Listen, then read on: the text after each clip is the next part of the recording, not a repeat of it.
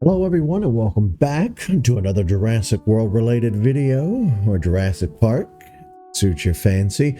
It is finally Jurassic June and Pride Month and Juneteenth this month as well. June is usually a pretty busy month and I try to do something for Jurassic June each year. But since we've kind of rebooted the Jurassic World playlist here on the channel, we're kind of starting off with basically from scratch this year with Jurassic June.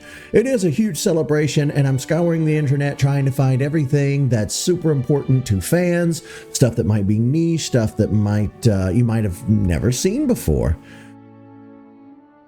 With that being said, I have tried my best on my channel over the years to produce original content, mostly Let's Plays and vlogs, stuff that I know that nobody can come after me for, and claim that I'm stealing content. Now, there is fair use, and up until now, I've not had anybody really complain about me using their material.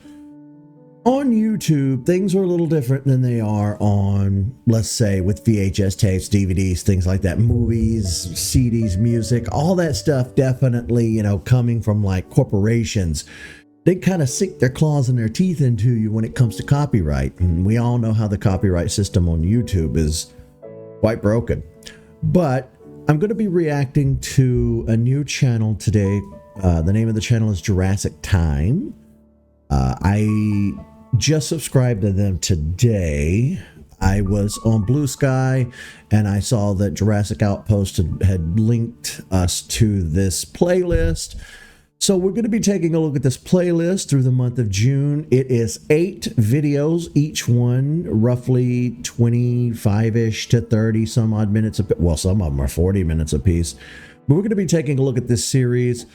During 2023, Derek Davis, I'm assuming from Jurassic Time, conversed with 3 fans who were lucky enough to have been extras in Jurassic World. More specifically, the Louisiana shoot, the New Orleans sets. Anthony, I can't pronounce, I'm gonna butcher these names.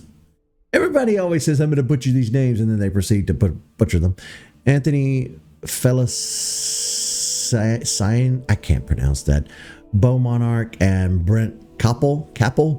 Their discussions were edited into a 4-part video series that dove into the memories of the incredible experiences of the immersive sets. We get to hear their fun stories along with a plethora of rare behind-the-scenes photos, video footage, and other unique imagery. So a lot of times what happens is people get to speak to people in the industry who were extras, or people in the industry who worked literally not as extras, but in the industry. Maybe they had their SAG cards or whatever. Jurassic Outpost does this a lot, where they interview the creators behind Camp Cretaceous and Chaos Theory, and we're going to be kind of doubling down on that content. And so they're posting it, then we're reacting to their posting it, and then somebody might even react to me reacting to them in the future. You never know. YouTube is kind of a wacky place. But to celebrate, I wanted, to really dig into Jurassic June. I'm going to be uploading a lot of Jurassic Park videos this month. And we're going to start things off with this video. This is part 1, the Mosasaur Stadium and Old Visitor Center. So, with all of that out of the way, you are now completely and fully caught up. House cleaning is done. Follow me on Blue Sky to stay up to date when I release these videos, because YouTube doesn't always notify you like it should, but you'll be notified on Blue Sky.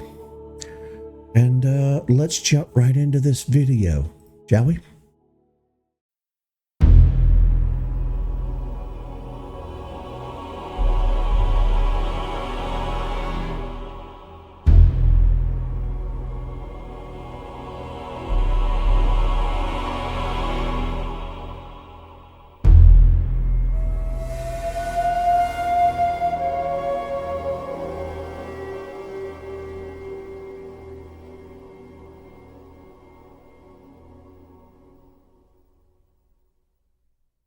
The following presentation is not affiliated with Universal Studios or any of its affiliates or intellectual properties.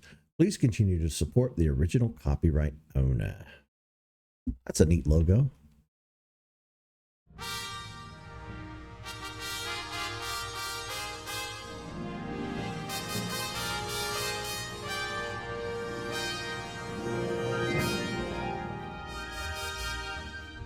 Jurassic World was the long-awaited return to the story of Jurassic Park.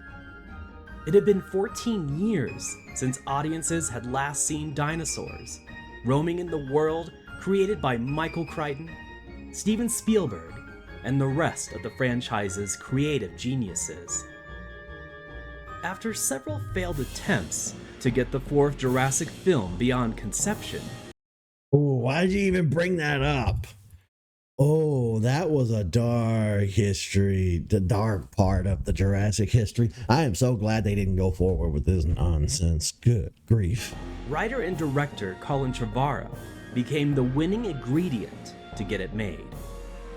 In 2014, filming took place in New Orleans, Hawaii, and other locations.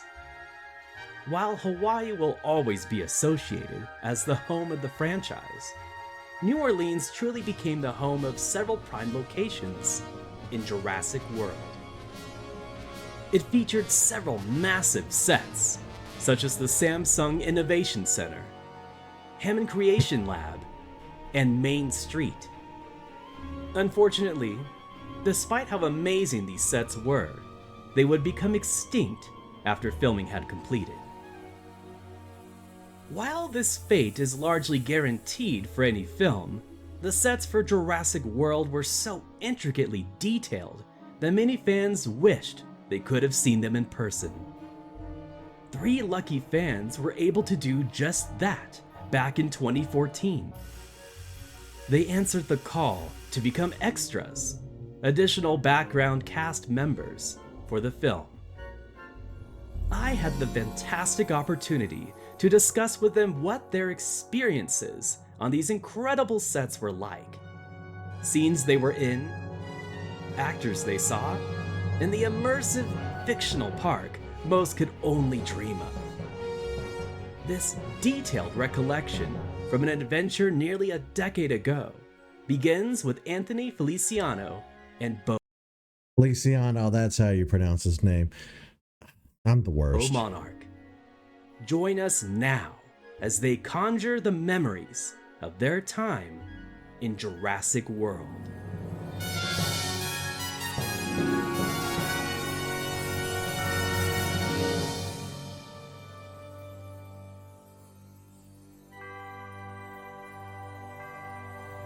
Part 1, Mosasaur Stadium and the Old Visitor Center. So, Anthony, what is your Jurassic Park history? Well, I was born in 94, so by the time I came out of the womb, Jurassic was like all over the place. So I guess like that osmosis just like hit me as an infant. Did And I your just mother go remember- see it while you were in the womb? Was your birthday? No, I mean Okay. she should have. Like, I'm so mad that she did not support it in 1993. I was like, where were you 30 years ago? She's like, not in the theater. I was like, we have problems. But I remember like as a kid, like seeing it like on TV, like not the movie, but like the commercials and the marketing for it everywhere. And I think this was before Lost World, and I was like, I need to see this movie. And I think I saw it for the first time when I was like 4 or 5 years old, and it blew my mind.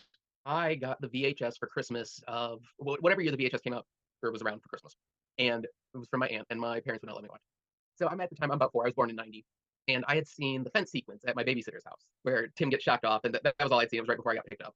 And it was a little bit later, for whatever reason, the babysitter wasn't available, and I was home after school, and it was raining, and I put it in, and it was like the perfect weather to watch it in as a little kid, and it just became an obsession. I sort of lived in the woods, and I like to just go out in the woods and watch it. So how'd you end up hearing about / getting to New Orleans and Jurassic, all that jazz? Yeah, so I live in New York, and they were filming in Louisiana, and you know, I stalked the production for like 14 years of my life. I spent most of my life waiting for the fourth Jurassic Park movie. I think like most people probably now. And I got this like ping of like a casting call to like submit a photo or whatever. And the first time I did it, I think I got rejected because I guess like you weren't supposed to know it was Jurassic World. So I guess you weren't like because I took and I thought this would help me stand out, but I think ultimately like maybe not get it at first. I like did like this photoshopped image of like me like leaning against like a T-Rex. And I was like, God, like I'm gonna stand out. They're gonna like be like, great, let's get him. And I think they probably just assumed I was like an obsessed, crazed fan. So they were just like, no. So I didn't hear anything back. So then that went nowhere. And then so I was disappointed. I was like, whatever, like what are you gonna do? And then there was like another casting call. They're like, we need anyone. So I took another photo like without dinosaurs, and like that magically like let them respond to me. And they were like, come down like in the next 3 days. And I was like, ah, like so they were like, you know, come with like 3 outfits. You're gonna be a park visitor. You know, so dress preppy, go to Banana Republic. So I did all that, booked a flight, ran down there. See, here's the thing, too. I didn't know this movie was being made. It just came out of nowhere.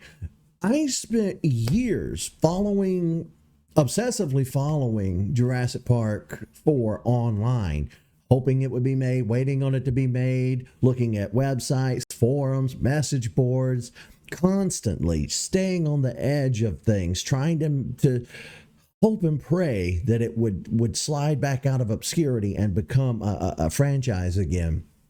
But at a certain point, I just dropped off. At a certain point, I kind of had the realization that when Jurassic came back, they were going to do a reboot. Now, they did a soft reboot with Jurassic World, but I knew that it was not going to come back and be Jurassic Park 4 in the sense that we're thinking. Things really changed in the world, and things really changed in filmmaking, so it's not like it used to be. You know, when I was a kid growing up, movies got numbered up and into the nth degree, you know, Jaws 18, you know, or 19 or whatever that joke was in Back to the Future. Now they tend to do movies with taglines and subtitles, and they do pretty well when you do it that way. It kind of differentiates it. Because when you put a number behind something like Jurassic Park 7, people are going to be like, oh, the 7th one? How many of these are they going to make? But if you do something like Jurassic World Rebirth, then people are more likely to go see it. It could be anything. It could be a reboot. It could be a spinoff. You don't know off the top of your head. But I could have probably gotten to Louisiana. I live in central Alabama, right there near Birmingham on the map. About 45 minutes outside of Birmingham there. You see on your screen, right in the path of his blue line here. I could have driven down, and I would have had I known they were doing casting calls, but this movie was made under my, right under my nose without my knowledge. As fast as I could. My big adventure was going there, getting to my hotel, and like just like mentally preparing for the night. We had to wait for like our call sheet to come out, which I think probably came about like 10 p.m. at night. So I get like my call sheet, had to report at 6 a.m. Cool. I get this other document of like, what to prepare. And my document says I'm playing a scientist, which is not what they told me on the phone. So and the document said, bring your white button down shirt and like your business, like casual, businessy fancy clothes, like a completely different aesthetic to what I had. So I'm in panic mode. I don't have any of that stuff. So I like ran down to like the hotel lobby. It's like 10 p.m. at night, and I'm like, where can I go? And they're like, there's like literally nothing here. So like I like had to hail a cab. I'm like, take me anywhere. They brought me to a Walmart. I went to a Walmart. As they were closing, and the manager's outside, he won't let me into the store. And I'm like, please, sir, I'm like, this is for a job. It's like very important. Can I just run in really quick and go in? He tells me no. So I had to run back to my taxi. And he took me to another Walmart, which did have like that stuff. So I like purchased it, ran back. That cab, fun fact, cost me like over $100. This is before Uber was a thing and all that stuff. So it was such a nightmare. So I got back to my hotel, I think by like 1 or 2 in the morning. I slept like an hour. I woke up at like 3 in the morning because I had to be there by 6. And I was like, I'm going to prepare for any contingency. Like I'm going to be there. Damn it. It was pure panic mode because like I had never been to New Orleans. And like it was my first time there. I didn't know a damn thing about anything. And I was like 20 at the time. So like I had never gone anywhere by myself before. Like I was running on pure adrenaline for Jurassic. And I get there. I run down to the lobby to hail a cab. I cannot get a cab to save my life. And I felt like an idiot because I was like, hi, like a cab will come by, like, hi, I'm trying to get to NASA. And they would go, NASA? And like drive away. And I was like, do they think I'm like lying? I'm like, I'm just trying to get to NASA at 4 in the morning. Like, why does that sound weird? It's like they were like, do I have a terrorist? Why are we going to NASA at 4 in the morning? Yes. So then I go to like the hotel lobby. I'm like, I can't get a cab and I have to get to work. And they're like trying to hail cabs. No, like they come by, hear NASA and drive away. And I'm like, I don't understand like why I can't get a cab. And the hotel people were like, basically, like, there's not enough money to be made in taking you to NASA. But if you were going to the airport, that would cost you like $75, and they want people who are doing that. So I'm panicking, thinking like, oh god, like, am I not going to be able to get to the set? Like, what am I going to do?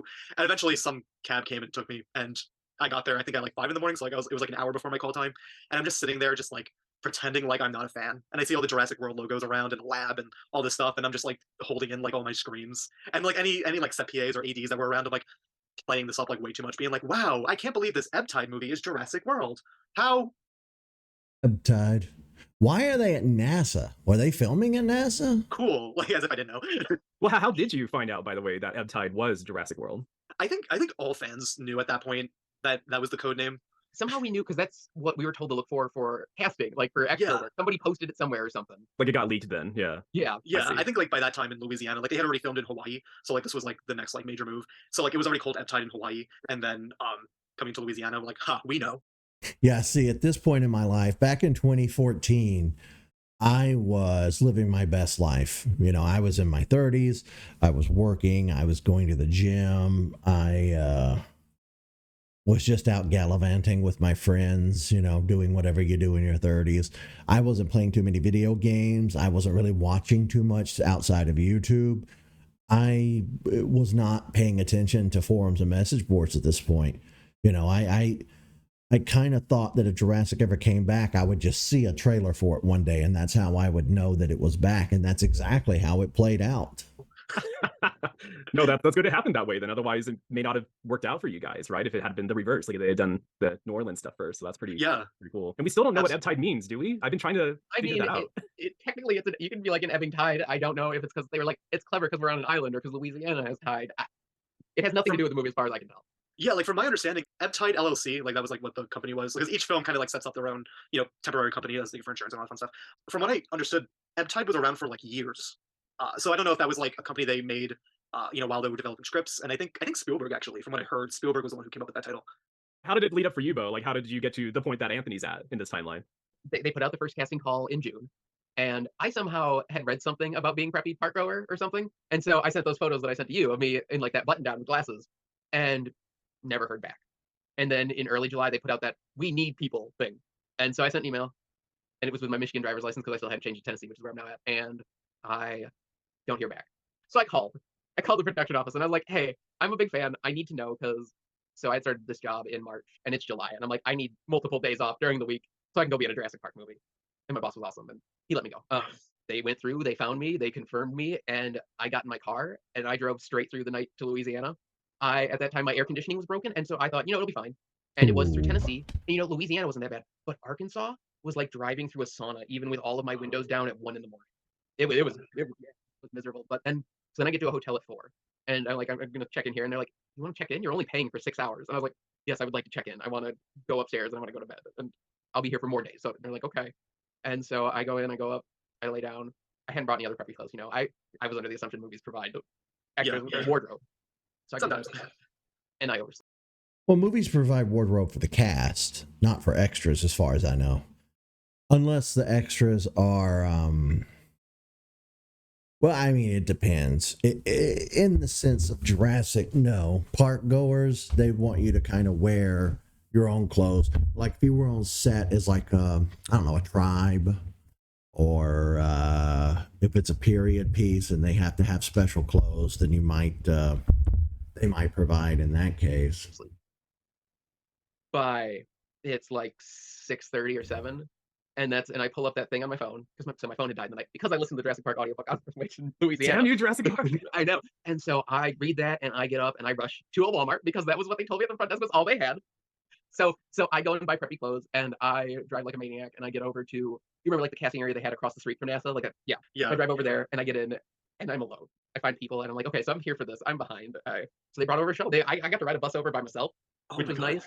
And so I went into wardrobe and stuff late. Well, I met the makeup artist I have a tattoo, and so they had to cover it because other people's art, and you have to get clearance and whatnot. Yeah, I didn't think about it, but she was from about an hour and a half from where I grew up, so we chatted for a while. Oh wow, you can't. Okay, tattoo is somebody else's art, and they don't have clearance to show that in a movie. That's why they cover up actors' tattoo.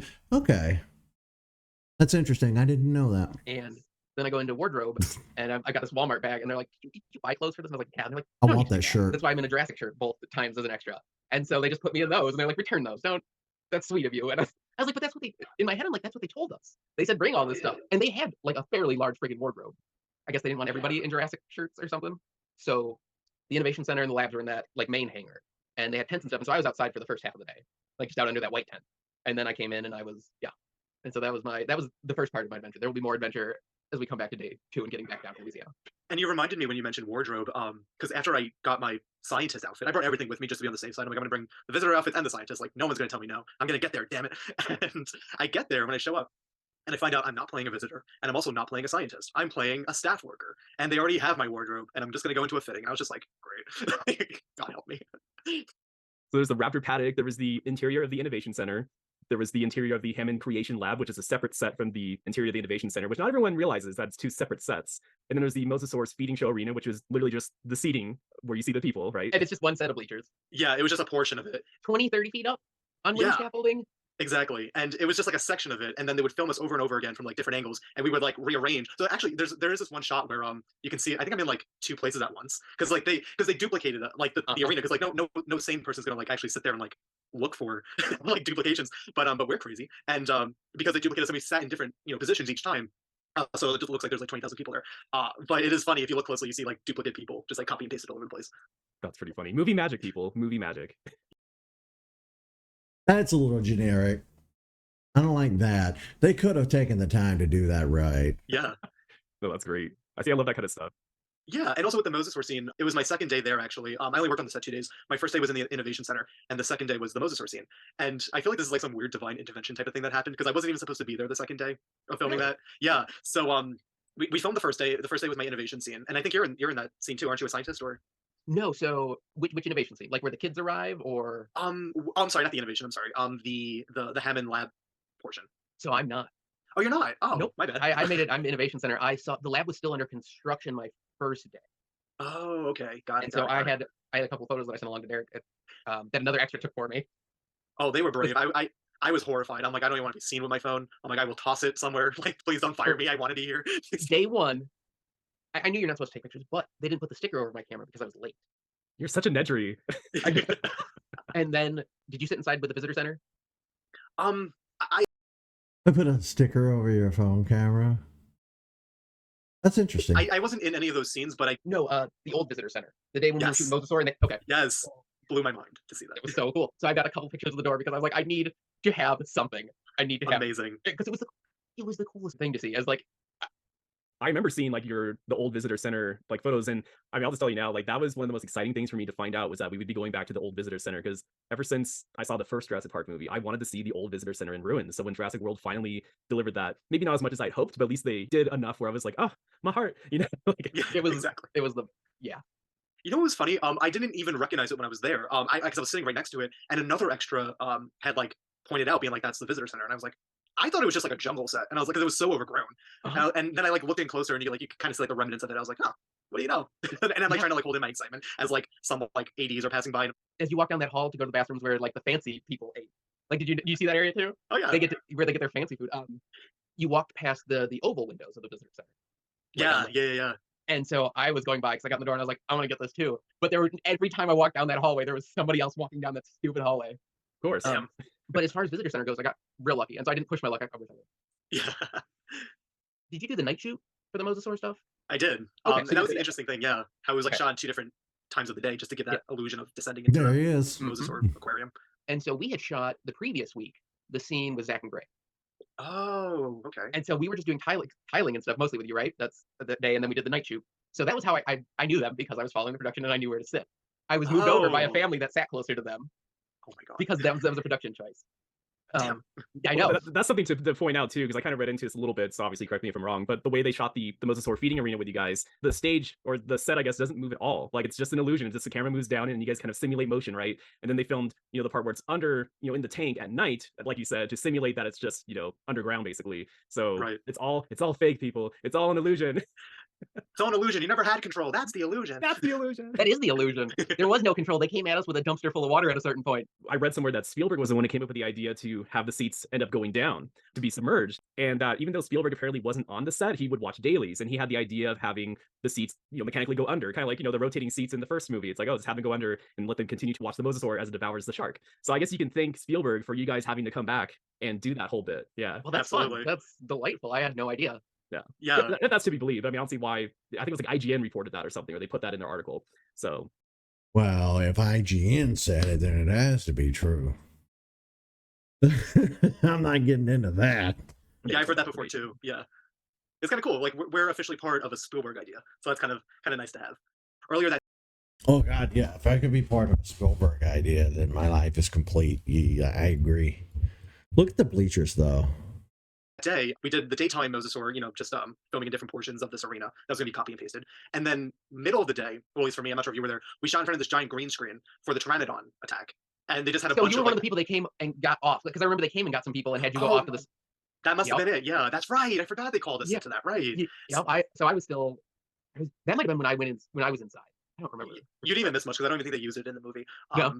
But they were just like run, and I got yelled at by the prop master because they gave me like this iPad like prop, and they were like, here's all your whatever, and then they were like, all right, you're gonna run from Pteranodon, so run. So like then we're all like running, cowering, whatever. And then like I just remember like this person came up to me, started yelling at me like, why are you running with an iPad? I was like, because you handed it to me, and then I was directed to run. And they were like, don't run with this stuff. And I was like, all right, I'm sorry, I don't know what to tell you. I'm doing what I'm directed to do. I didn't even think they were real iPads or anything. None of the phones or anything they handed out seemed real anyway. Yeah, I like was like I was like I was kind of just like whatever, but it was kind So, of funny. so Bo, you're telling me the phones were out too? The phones were out there. They had there was nothing on the screens. They filled them in with Yeah. Mosasaur later. There was no Mosasaur. That's right. I forgot. Yeah, because the iPads that they had some. I think it was like a green box right in front of it or something. So yeah, I didn't understand really what the big deal was, but so be it. So then we filmed the Pteranodon scene, and then later that day, when it became nighttime, they were like, "All right, like we're doing the Mosasaur scene again." But like this kind of comes into like where you knew more than I did. They were just like, "The Mosasaur's gonna eat a shark," and I was like, "Okay, cool." But like I didn't know like it was gonna be like a dead shark like on a string or whatever. I assumed it was like a shark like because like when they sat us down, we were just sitting in front of a giant green screen. And they were like, okay, and like I think we're being directed by like someone on a microphone being like, all right, and like now the shark is there, and oh my god, it's great, scream, go crazy, and we're all like, woo! But I remember like thinking, wow, like if it's gonna eat a shark, like I would be disgusted if I saw that. So I was like, should I act like disgusted? So, but I was directed to cheer, so I was like, I guess this is like supposed to be the reason why you're gonna root for everyone to die later. So they're like, Admiral Crotty, you cheered at that, die. So I thought it was a creative choice, and I was like, all right, cool. But I didn't know, and I just remember like them showering us with water, but it was like a 90-degree night, so like it kind of felt kind of It nice to like was be splashed with water. amazing. Yeah, Oh, I bet 90-degree at night in Louisiana and in the South. Yeah, it can get pretty rough here in the South. Summer nights can get really muggy, really hot. Ugh. Yeah, I didn't. Like, here's the thing: movies have evolved, technology has evolved so much that you don't really stop to think. I know I don't stop to think. How much is digital? How much is put in post? So, you laugh and you think so much stuff on a movie set is fake. You pick up a rock or something and it's like in the last video we did, you pick up the big rock and it's styrofoam or plastic or whatever, and it's easy to pick up, but fake phones, fake iPads. and everyone's like cheering and like screaming as we're getting like, Also, if you guys haven't noticed at this point, I did increase the video up to 1.5 speed.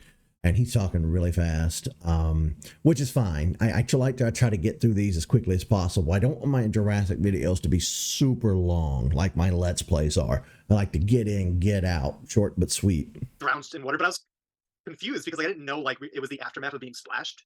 So I was like, what? I'm like, how are they gonna clean this up? So we just did the tiling earlier in the day. So it was a couple days earlier that we did the splash with Zach. Okay, keep going. I'm sorry. I didn't Oh, realize gotcha. I'm trying to I see order what my you're days saying. a little bit. Yeah. Well, that's Yeah. what's interesting because in the actual finished movie, Bo's in all the shots that are, above water basically, but you're not there, Anthony. Some guy in a hat is in your spot instead. But then once you go underwater, suddenly you're in Hat Guy's place and Bo is still in the same shot. So you guys do share one shot together in the finished movie, which is so perfect. For this Awesome. especially. But yeah, of the two extras to talk to. Yeah, so Absolutely. little did you guys know that almost a decade later, which is how long it's been, by the way, 9 years ago, you guys shot this movie. Jesus. That you would Right. be talking about it now. But yeah, it's just crazy that it's like continuity, but I mean, but no one notices these things because when you're watching a movie, usually you're focused on the action taking place, the lead characters or what they're seeing, which in this case is a big, prehistoric reptile, so obviously Right. gets more attention. And that was funny too because I remember because I wasn't even supposed to be there that day filming the Mosasaur scene, and one of the extras that called me who I'd met was like, "Oh, you coming to work today?" And I was like, "I wasn't. No one asked me to." And she was like, "Call, like, see if they need me." So I called. I was like, "Hey, I have nothing to do. Do you need me?" And they were like, "Sure, come in." And I got there, and I remember I was sitting somewhere else in that scene, and then like someone saw me and was like, "You like go to the front." So I'm thinking like, "Oh, this is awesome. I'm gonna like be in the shot." And I'm standing in the front, and because I guess like the guy who was in the hat wasn't there that day, and I guess I looked like the closest to him, which is why I was put there. No hat given though. But I remember they gave me like a slicker to wear, which was kind of cool. But then I remember seeing because Zach and I don't Ty and Nick, I think are their names, the actors who play the kids in the movie. Uh, Yeah. they Yeah. were Simpkins and Robinson. Yes, they were there too, but they were sat like further in the back. So I remember thinking like, oh man, like I'm not gonna be in the shot at all. Like the stars are not where I am. This sucks. And then like someone was gonna move me, but I was like, but someone put me here, and it was like a weird thing. And then like people were like talking to each other about like me sitting here. It was I didn't know it needed that much thought. And then eventually they're like, all right, fine, like you stay. And so that was so strange, but it was cool to be like upfront to like see like how they're filming this thing and like where the dumpster of water is and where like how they're trying to pull this off in front of a green screen. And we shot it. We shot it. I think we shot it a few different times. I remember like they constantly doused us with water, and then they were like, all right, like cheer this way, now cheer that way, now look at each other, and they would direct us all different ways to how to react to this thing that clearly was not there. But then you see it in the movie, and it's like, oh, that looks pretty cool. They pulled it off. Who would have thought? Yeah, so the first part of the scene, and this is how it rolled into more days. So I had been there, and they wanted me back the next day for the visitor center some more. And then they took me out to shoot in the bleachers, and they shot the first half of the scene with Ty and Matt Robinson. Yeah. And as well as the Mosasaur announcer. So Oh, yeah. she was there for the whole first thing. So even other Mosasaurs, all that stuff we were privy to. And then they Oh, wow. splashed us. And at the end of the day, they're like, so we need everybody to come back for this day next week. And so I'm up there. I'm like, okay, I'm from a 12-hour drive away. Is there any way that I can get like a little bit extra in my pay to come back? And the lady was like, and then some lady pipes up behind me. I was like, well, I had to drive 2 hours. And then it became clear that that was no longer an option. Like as soon as somebody else piped in, he's like, I'm not going to check into that. Right. And so yeah. I drive home, tell my mom about the experience. And she's like, you have to go back. I was like, Nice. I can't. She's like, We have to go back. Sorry. look, I'm ready. I'm growing this jack beard so I can go back. Lots of humor for those not in the know. And so she was kind enough to pay for my gas to go back. Oh. And so Mom of the year. So I was supposed to leave that night right after shooting and drive back. I was supposed to go to work the next day. You remember the pizza they had for us?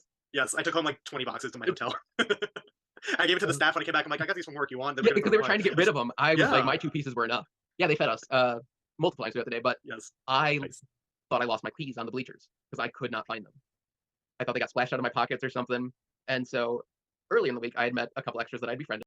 Oh, he did keys. I thought he said pizza. I was like, how's pizza? Why do you have pizza in your pocket? Keys. I guess speeding the video up probably wasn't the best idea, but here we're here. So, And one of them is sitting directly next to me in the Mosasaur scene. He's unfortunately cut off in like the closer shot. Like he's Oh, the dead man. cut off.